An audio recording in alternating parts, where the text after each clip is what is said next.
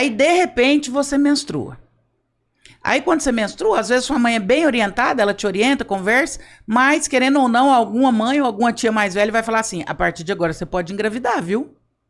A partir de agora, qualquer coisa aí, você engravida, você vai ferrar com a sua vida. Aí agora você é objeto de desejo, agora existe uma sexualização sobre você, e agora existe N questões. Agora você tem hormônios que interferem, que te colocam numa terceira pessoa, numa perspectiva. Você tá na escola, você menstrua, você morre de medo de sua roupa sujar. Você tem que pedir um Eu nunca me acostumei com isso, tu acredita? Nunca. Você tem que pedir um absorvente na escola, você morre de vergonha de falar pra professora, mesmo sendo a professora, você já está fragilizada. Se a sua roupa suja é um escândalo. É uma logística bem chata. Ir pra escola chata, menstruada, trabalhar menstruada. A gente deveria ter atestado quando tá menstruado. Ninguém merece. Você se sente suja, cansada, acalorada. Deveria estar acamada tomando banho o dia que tá menstruada. Nisso eu discordo. Estranhamente. Aí você passa toda essa sua vida vivendo as suas questões, tendo as suas lutas, apesar de. Quando você faz 48, 50 anos, você para de menstruar, que deveria ser uma bênção. E é uma nova maldição. É pior. Porque agora você é uma mulher na menopausa. E uma mulher na menopausa não vale nada. É a velha, ela não tem hormônio, a vagina dela é seca, a pele dela está caindo, está flácida. Ela é feia, ela é feia, ela tem desejo, ela não serve pra mais nada. Ela vai passar 10 anos na menopausa sofrendo com oscilação de humor. Ela tem um calor horroroso na cabeça, ela morre de vergonha de falar que tá com esse calor. Ela morre de vergonha de falar que tá na menopausa. Quando o médico fala que você tá entrando na menopausa, você entra em crise, que você pensa, agora eu não vou valer mais nada, porque a mulher, historicamente e pensando biologicamente, neurobiologicamente, pela reprodução da espécie, nós só somos úteis da menarca à menopausa. Aliás, depois a mulher serve pra quê? Como é que foi pra ti, assim, quando tu menstruou? Como é que teus pais lidaram com a situação? Eles chegaram a te informar? Tu teve algo sobre isso na escola? Quando eu menstruei foi um caos. Sério? Porque primeiro que a minha mãe não tinha orientação. Minha mãe assina um nome. Minha mãe é semi-analfabeta. Uma pessoa maravilhosa, mas pouquíssima orientação. 5 filhas mulheres e 1 filho homem. Eu a mais nova. No dia anterior, eu me lembro dessa cena. Eu tava com uma dor nas costas horrorosa. Uma dor nas costas, porque quando você menstrua, te dá uma dor nas costas horrível. Não sei se você... Não. Eu já tive períodos de cólicas falei pra minha mãe, graves. Falei, mãe, eu tô com muita dor nas costas. Ela falou, deita aí no chão, pede para suas irmãs pisar nas suas costas, ver se melhora. Sim. No outro dia, eu amanheci menstruada. Falei pra minha mãe, mãe, eu menstruei, não sei o quê. Ela me entregou um pacote de absorvente, chamou as minhas irmãs e falou, explica pra ela o que está acontecendo. Ela não explicou? Não. Ela não dava conta. Pô. Ela dava conta, ué. Mas dando conta do quê? Só dizer assim, agora tu vai menstruar. Não dava conta. Sangrar todo assim, mês. Não, minha mãe nasceu em 1946, Ixi, lembra? Maria, nossa, mãe. A minha mãe foi trabalhar quando nós já era 6 filhos. Meu pai era policial militar. Não tinha a mãe diálogo, dela, o pai assim, dela né? morreu, ela tinha 12 anos, com 14 ela se casou.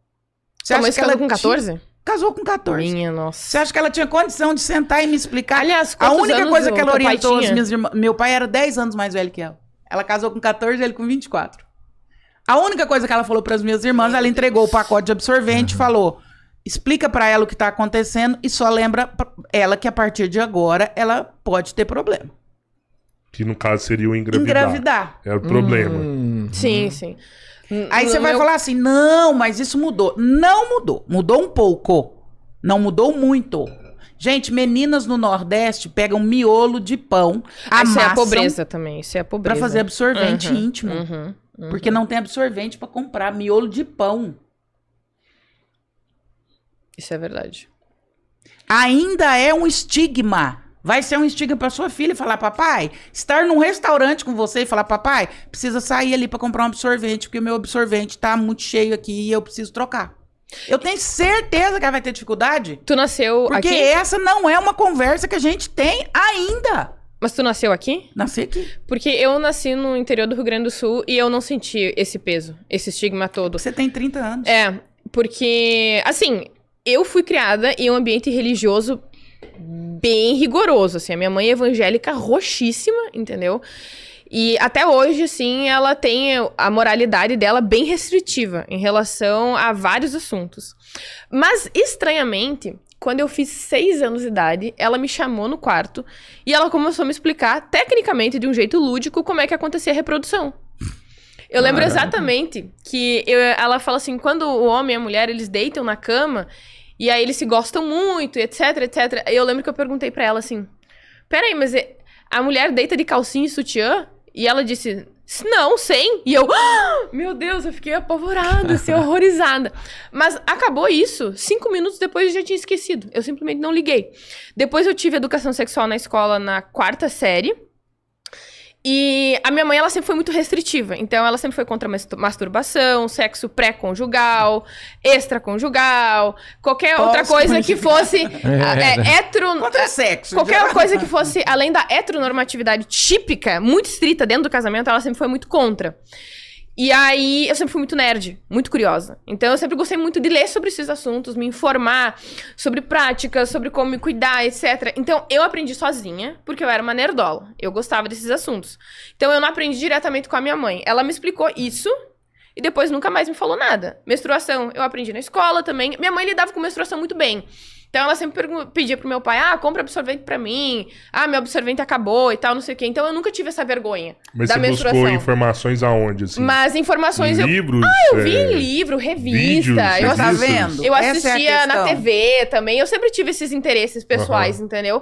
Mas o estigma da menstruação, eu nunca tive. Especificamente da menstruação, a minha mãe sempre lidou como se fosse a coisa mais normal do mundo. E eu acredito que isso influenciou muito a mim também. Porque até hoje eu falo sobre menstruação como se fosse a coisa mais comum, sabe? Nunca me teve uma geração de vergonha, sabe? Eu nunca tive vergonha disso. A mesma coisa com as minhas amigas. Às vezes eu via que elas se sentiam um pouco constrangidas e eu não via nenhum motivo, assim, sabe? Eu achava, ok, tá, mas o fato de você ser uma pessoa com esse gênio forte, assim, que não tem medo de enfrentar situações polêmicas, por exemplo... isso é uma característica sua. Pode ser. Você entende? Às vezes a sua facilidade de enxergar situações complexas ou que são intimidadoras para a maioria das pessoas de forma muito simples, o que intimida muita gente é quase que te motiva, pelo que eu percebo no seu... Pode ser. André, fala nisso assim, educação sexual é papel dos pais ou das escolas? Papel dos pais. Dos pais. Também dos pais. Agora eu concordo. Concordo. A escola, eu acho que é dos dois. A escola precisa complementar, mas é também dos pais. A maior responsabilidade, inclusive, é dos pais. Porque eu quero que a minha filha saiba sobre sexo comigo primeiro. Então, o primeiro lugar onde a gente precisa discutir, e aí eu acho que essa é a pauta que feministas e todos os movimentos em geral precisam discutir, a sutileza desse tipo de assunto. Sexo, menstruação, abuso sexual, o que é violência, o que não é violência. Mas respondendo, a educação sexual é papel, sim, da família. E aí, inclusive, respeitar o direito do outro. Então, assim, eu ouço muito isso, especialmente no consultório. Porque eu quero que a minha filha se case virgem. Mas você já perguntou pra ela se ela quer? E se ela não quiser, você está disposto a orientá-la em como ter uma vida sexual ativa antes do casamento? Porque você precisa respeitar, você precisa respeitar o direito da sua filha. Não é sobre concordar, é sobre orientar. Eu concordo sobre o que eu quiser, o problema é meu, mas não é a minha vida. Aí eu quero que a minha filha se case virgem, mas ela quer casar virgem? Não. E aí, você está disposto a orientá-la? Isso aí exige... Como pai, como mãe? Isso, acredito que você vai concordar comigo, exige uma abertura, uma compaixão e uma humildade muito grande dos pais em querer orientar os filhos a tomar caminhos que eles não concordam necessariamente, mas que serão feitos de modo responsável. Então, tu tem que aceitar muitas vezes que o teu filho vai levar uma vida que tu não concorda, mas que tu ainda assim vai fazer o possível para que ele seja orientado da melhor maneira, entendeu? E isso exige muita abertura, em que o pai vai ter que aceitar, o meu filho é gay, né? Muitas vezes o pai não aceita que o filho é gay. Mas o que você vai fazer? Você vai jogar ele pra fora de casa? Tu não vai falar pra ele sobre contraceptivos? Aliás, sobre métodos contra IST? Não tem como evitar, você precisa orientar essa pessoa. Muitas vezes eles entendem que se tu tentar orientar o teu filho, necessariamente tu está concordando e ensejando o caminho dele. Não é isso, muitas vezes estimulando, adiantando. Exatamente, não. Muitas vezes tu tem que ensinar. A minha mãe era assim. Porque, como eu fui criada numa igreja mais rigorosa, aliás, a igreja não era rigorosa, mas a minha mãe era rigorosa, ela achava um absurdo encontrar camisinhas nas minhas coisas. Ela nunca encontrou camisinha nas minhas bolsas, nas minhas mochilas, etc. Primeiro, porque ela teve sorte que eu era uma nerdola rejeitada, então ninguém me queria, né? Mas principalmente porque eu sempre li muito sobre esses assuntos e isso atrasa, inclusive, a iniciação sexual. Sim. Ao contrário do que muitas pessoas pensam, não é o ensino da educação sexual que estimula, é o contrário. A educação sexual, ela empurra a iniciação sexual. Pra frente. Entendeu? É muito interessante perceber que quanto mais a pessoa sabe sobre educação sexual, contraceptivos, modos de se proteger, ela vai iniciar a atividade sexual mais tarde, geralmente em um relacionamento de confiança, monogâmico e estável. Então, quanto mais tu ensina, melhor é para os jovens. A questão é que eu lia muito sobre esse assunto, eu fui criada em um ambiente extremamente rigoroso, e eu escutava, inclusive, isso na igreja, que era um absurdo que os filhos tivessem camisinhas e contraceptivos em casa.